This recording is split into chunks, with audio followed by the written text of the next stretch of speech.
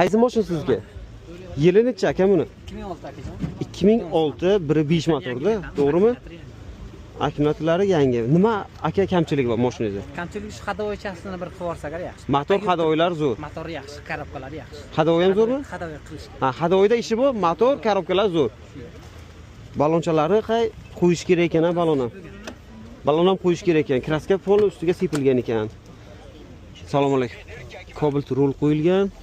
Yani original magnitofon chexolar o'rta holatda. Nech pul buni narxi aka? Narxini o'ylang. Bitta oching qana orqa eshigini.